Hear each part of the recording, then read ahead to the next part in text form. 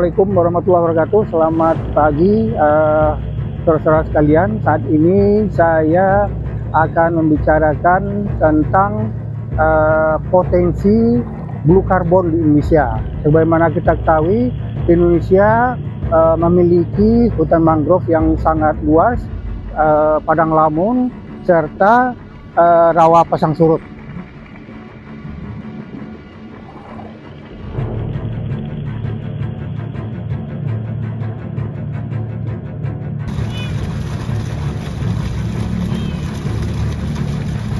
Saya ditemani oleh Pak Yuniarto, seorang pakar lingkungan yang sudah punya banyak pengalaman dari tahun 80-an tentang studi lingkungan, menyusun berbagai aspek mulai dari AMDAL, UKUPL, tata ruang, dan lain-lain. Nah, kita akan berdiskusi tentang bagaimana potensi Indonesia sebagai negara penghasil atau penyerap karbon, yang kita khususnya adalah membahas tentang blue carbon, artinya karbon yang terserap oleh tanaman yang ada, baik mangrove, padang lamun, dan rawa pasang surut. Nah, bagaimana potensi? Silakan Pak Yuniarto. Jadi ini blue carbon itu juga sudah menjadi concern global. Concern global artinya seluruh dunia melakukan penelitian atau konservasi untuk masalah karbon biru, blue carbon. Contohnya di World Economic Forum di Davos di Swiss Januari 2024 yang lalu, itu sudah concern bahwa blue carbon Indonesia memiliki potensi yang luar biasa. Seperti yang Bapak Yun tadi jelaskan, bahwa kita memang di satu sisi punya potensi hutan mangrove, padang lamun, dan juga rawa pasang surut yang cukup luas di dunia. Namun di sisi lain, perkembangan pembangunan di daerah pantai, sehingga terpaksa hutan mangrove harus dibuka, digusur, dan juga nah ini artinya apa? Di satu sisi kita butuh pembangunan, tapi di sisi lain hutan mangrove dan pembangunan sebagainya itu tergusur. Bagaimana ke depannya? Karena ini sama-sama penting. Dan yang kedua adalah bahwa di wilayah hutan mangrove itu banyak sekali warga masyarakat, baik anak suku dalam atau masyarakat yang sudah lebih maju, mereka tergantung hidupnya dari hasil hutan itu sendiri. Dan juga di sisi lain hutan mangrove banyak juga yang dipotong, yang ditebang untuk diambil kayunya, karena kualitas kayu itu bagus sekali. Bagaimana ini Pak Yun kira-kira?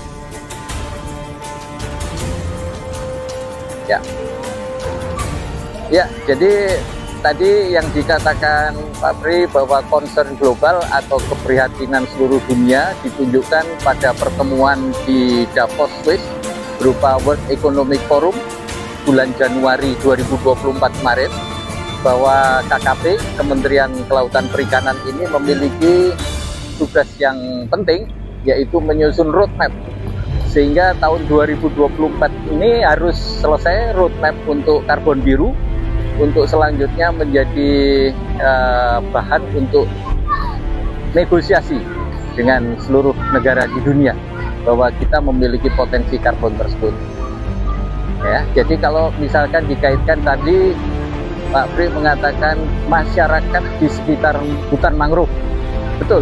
Ini penting sekali karena 120 juta masyarakat Indonesia berada di ekosistem hutan mangrove. Kalau 120 juta itu kita anggap 1 kakak 4 orang, kira-kira 30 juta kakak, 30 juta kepala keluarga yang hidup di sekitar ekosistem mangrove. Nah, sebagai perbandingan, kalau masyarakat tidak difasilitasi, mereka akan tergiur dengan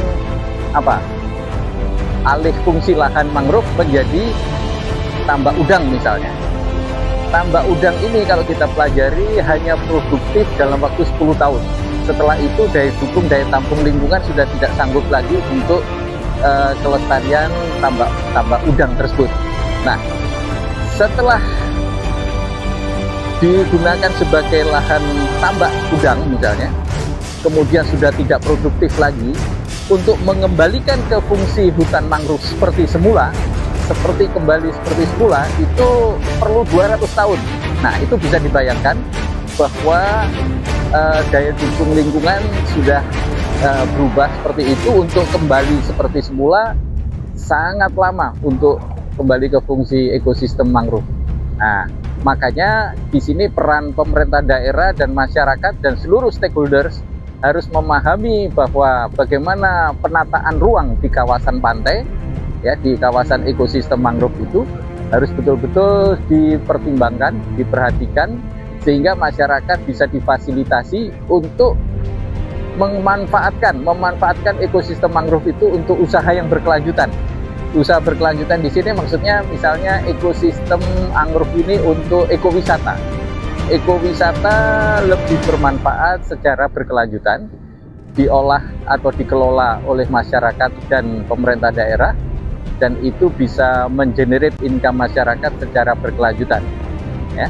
Jadi itulah peran di sini sebagai pemerintah daerah, masyarakat, dan seluruh stakeholders untuk bersama-sama mengkonservasi lahan mangrove tersebut. Ya Pak Yun, bagaimana kita menghitung katakanlah 1 hektar hutan mangrove, ada masyarakat yang mendiami wilayah itu, terus mereka berhasil atau hutan mangrove itu bisa menyerap karbon. Nah, bagaimana kita menilai berapa serapan dari hutan mangrove itu dari yang ada dari alam, dan terus apa yang bisa didapatkan oleh masyarakat atau Pemda setempat dari memelihara hutan mangrove itu kalau dihitung dalam bentuk uang atau rupiah.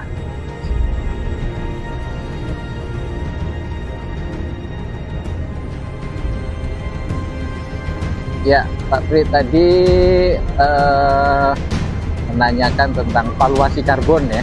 Jadi sebetulnya kalau dikaitkan dengan karbon hijau dan karbon biru, blue maupun green carbon, saat ini Indonesia masih dalam tahap persiapan menuju itu. Nah, tetapi beberapa negara yang concern itu sudah memanfaatkan, Indonesia sudah melakukan konservasi hutan di Indonesia, maka itu yang disebut result-based payment.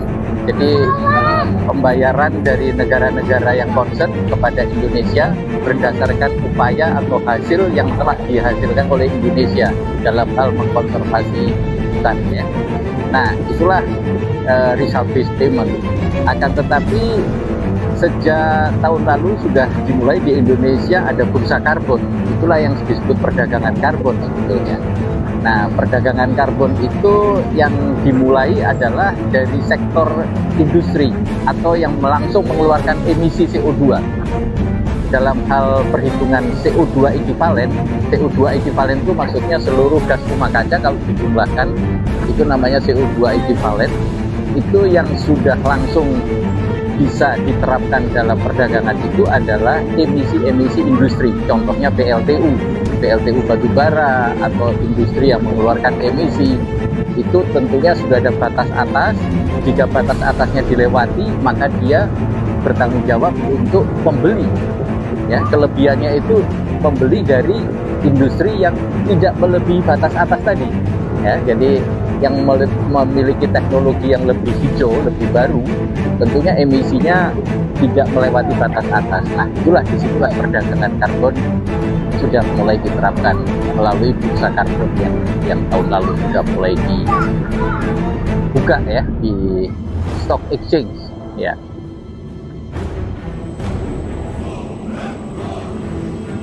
Ya, ini adalah salah satu hutan mangrove yang dijadikan tempat wisata. Tadi sudah dijelaskan bahwa banyak sekali fungsi dari hutan mangrove. Di samping sebagai perisai pantai dari ombak dan gelombang serta tsunami, juga sebagai habitat bagi ikan-ikan udang di bawah ini dan burung serangga di atas, ya, serta sebagai penyerap karbon di udara untuk memitigasi karbon yang terjadi. Certified by Berra, it's Vida Manglar that we are working with our partner Conservation International, and you know, Aaron, now we have to be talking about action.